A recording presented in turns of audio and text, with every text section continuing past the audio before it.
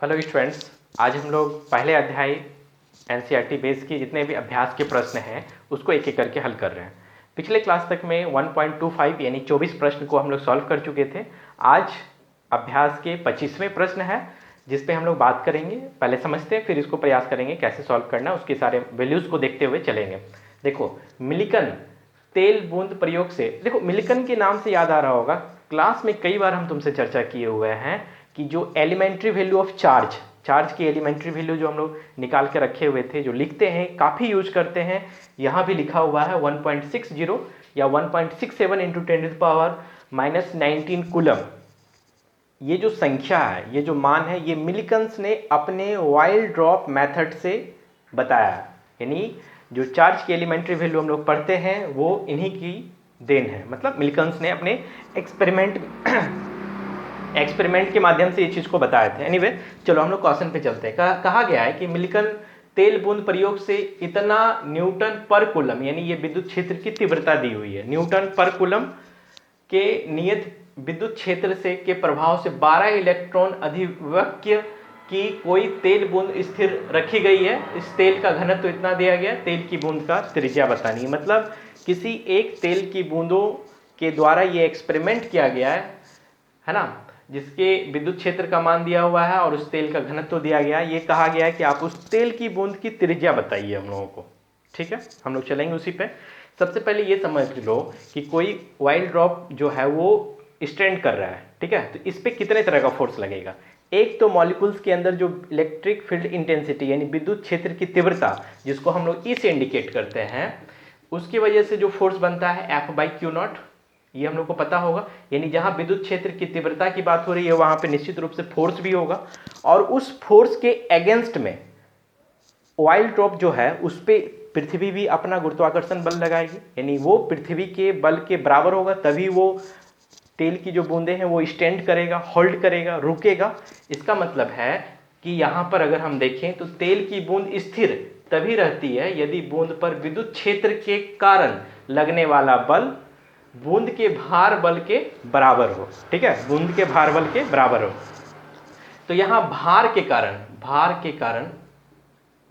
कारण लगता बल। अच्छा, भार के कारण लगता बल क्या होता है, F बराबर ma हम लोग पढ़े थे। लेकिन अगर ये हाइट पर हो तो A क्या बन जाता है, G के फॉर्म में बन जाता है। तो ये F = mg हमारा एक फॉर्म हो गया। इसी फॉर्मूला को थोड़ा सा और चेंज करते हैं। m क्या है, द्रव्यमान है। द्रव्यमान यानी हम लोग पता है घनत्व बराबर मात्रा बटे आयतन, ये फॉर्मूला पढ़ते हैं। घनत्व को रो से, मात्रा को m से, आयतन को v से करें तो m = रो भी, एक फॉर्मूला निकला। यानी F = v रो g, ये हम यूज कर सकते हैं ये formula with the help of this equation. उसके बाद हम लोगों को ये भी पता है कि विद्युत क्षेत्र की तीव्रता E बराबर F/Q है ना। तो F = क्या होगा, EQ हो गया। ये हमारा इक्वेशन नंबर कितना निकल गया, 2। तो इस दोनों इक्वेशन में एक चीज गौर करो, तो हमारे पास क्या है, दोनों का इक्वेशन में F = है, यानी समीकरण 1 और 2 से EQ बराबर v रो g। ठीक है, यहाँ तक अच्छा है। एक बात बताओ कि जो पानी की बूंदें या तेल की बूंदें हैं वो गोलाकार है, और गोले की जो पृष्ठीय क्षेत्रफल होगा वो हो गया, सॉरी, गोले का जो आयतन हो गया यानी 4/3 πr³ रो, और ये g। तो ये v का मान हो गया है ना। v क्या हो गया, तेल की बूंद का आयतन। ठीक है, और r होगी उस ड्रॉप की त्रिज्या। यहाँ से हम लोग r को अकेला करेंगे, इस फॉर्मूला से हम लोग त्रिज्या r को अकेला कर रहे हैं। चलो, r को अगर हम यहाँ से अकेला करते हैं, सपोज मान लो इस इक्वेशन से हम r निकाल रहे हैं। ठीक है, r अगर अकेला करेंगे, r³ लिखेंगे तो क्या हो जाएगा हमारे पास मान, ये इसके साथ मल्टीप्लाई होगा 3EQ/4 पाई r³ तो रो एंड g। अब इसी फॉर्मूला का यूज करके हमको सभी का मान बैठाना है, E का, Q का, रो का और जी का ऑलरेडी दिया गया प्रश्न पे। इसको बैठाएंगे, सॉल्व करेंगे, यही हम लोग का सॉल्यूशन बताएगा। तो पहले देख लेते हैं कि क्या क्या हमारे पास मान है। चलो इस प्रश्न में देख लेते हैं अब हमारे पास मान क्या क्या है, ताकि हम यहाँ आर की जगह इसके सारे वैल्यूज़ को पुट करके हम उस तेल की बूंद के त्रिज्या निकाल सकते हैं। जैसे देखो यहाँ पे कहा गया 12 इलेक्ट्रॉन अधिवेक्य, मतलब आवेश जो है वो है, आवेश Q बराबर 12 इलेक्ट्रॉन है, ठीक है। तो 12 इंटू 1 इलेक्ट्रॉन का मान 1.60 कहा गया है क्वेश्चन से, -19 कूलम। ये क्वेश्चन में कहा गया है Q का मान, यानी Q की जगह पर हम ये मान रख सकते हैं। विद्युत क्षेत्र की तीव्रता, विद्युत क्षेत्र की तीव्रता E का मान ऑलरेडी दिया गया प्रश्न से, ये दिया गया है ना, 2.55 इंटू 10⁴ न्यूटन पर कूलम, ये एक चीज हो गया। और आगे हमको जरूरत पड़ेगी रो, यानी तेल का घनत्व, तेल की बूंदों का घनत्व, तेल की बूंदों का घनत्व। रो इक्वल टू मान है 1.26 ग्राम पर सेंटीमीटर क्यूब। देखो ये प्रॉब्लम हम लोगों को खड़ा कर रहा है, ग्राम सेंटीमीटर पर क्यूब है। सबसे पहले तो हम लोग SI यूनिट के फॉर्म में कन्वर्ट करेंगे, यानी ग्राम को किलोग्राम में बदलेंगे, सेंटीमीटर को मीटर में कन्वर्ट करेंगे। देखो यहाँ रो इक्वल टू 1.26। अच्छा, इस ग्राम को कन्वर्ट करेंगे किलोग्राम में तो 1000 से डिवाइड करेंगे तो ये हमारा ग्राम किलोग्राम बदल गया। उसके बाद ये सेंटीमीटर क्यूब दिया हुआ है, तो सेंटीमीटर को मीटर में कन्वर्ट करने के लिए 1000 से हम लोग इसको डिवाइड करेंगे तो सेंटीमीटर क्यूब। अच्छा, इस यूनिट को हम ऐसे लिख सकते हैं क्या, 1.26 ग्राम बाई सेंटीमीटर क्यूब लिख सकते हैं ना।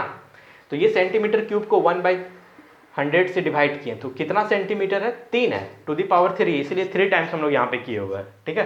तो देखोगे जरा, रो इक्वल टू 1.26 बाई 1000 इंटू 100 जो है वो 3 टाइम्स मल्टीप्लाई हो गया, ठीक है। ये ऊपर चला गया, ये रिवर्सली ऊपर चला गया, तो 2 और 1 3 शून्य यहाँ से कटा, यानी rho equal to 1.26 into 10⁻³ kilogram metre cube, metre पर मीटर क्यूब। ये हमारे पास मान निकल गया किसका, ऑयल ड्रॉप का घनत्व, ये रो का मान निकल गया, ठीक है। अब लगभग सब है, पाई का मान ऑलरेडी पता है 3.14 और जी का भी मान दिया गया प्रश्न से, तो हम लोग इसके जगह पर मान बैठाते हैं। फॉर्मूले के अनुसार हमारे पास जो आर दी गई है उसको हम लोग पुट करते हैं, यानी r³ इक्वल टू क्या लिख सकते हैं, 3 इंटू ई का मान 2.55 इंटू 10⁴ इंटू क्यू का मान निकाले हुए हैं 12 इंटू 1.60 इंटू 10⁻⁻19, ठीक है। ये Q का मान हम लोग पुट कर दिए 10⁻⁻19 बाय, और अब हमारे पास क्या है 4, ये रहने दो, पाई का मान 3.14 इंटू रो का मान अभी निकाले वो 1.26 इंटू 10⁻³ इंटू जी का मान 9.81, ये ऑलरेडी प्रश्न में कह रहा है, ठीक है। ये इतना सारा मान हमारे पास निकल गया r³ इक्वल टू, ठीक है। आफ्टर सॉल्विंग, बाय सॉल्विंग इसका हम मान निकाल के रखे हुए हैं, जो मान आ रहा है 9.81 इंटू 10⁻⁻7 मीटर।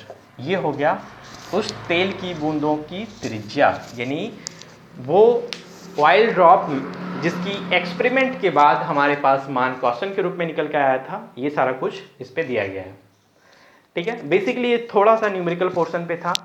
इसमें इंपॉर्टेंट जो बातें थी वो ये था कि अगर कोई तेल की बूंदे पे विद्युत क्षेत्र की तीव्रता के कारण बल लग रहा है और वो होल्ड किए हुए है, स्थिर है, इसका मतलब गुरुत्वाकर्षण बल भी उतने ही अमाउंट का फोर्स अप्लाई कर रहा है।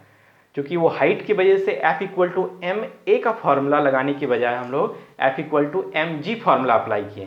फाइनली दोनों के F में इक्वल किए, दोनों का फोर्स इक्वल है, इसीलिए तो होल्ड कर रहा है। वहाँ पे F दोनों LHS के इक्वेशन 1 और 2 पे इक्वल करने के बाद हम लोग मान पुट किए। वॉल्यूम का, volume of the oil drop 4/3 pi r³, वहीं से r³ को अकेला किए और सभी का मान बैठा कर हम लोग इसको सॉल्व किए। उम्मीद करते हैं समझ में आया होगा। नेक्स्ट क्वेश्चन हम लोग आगे देखते हैं।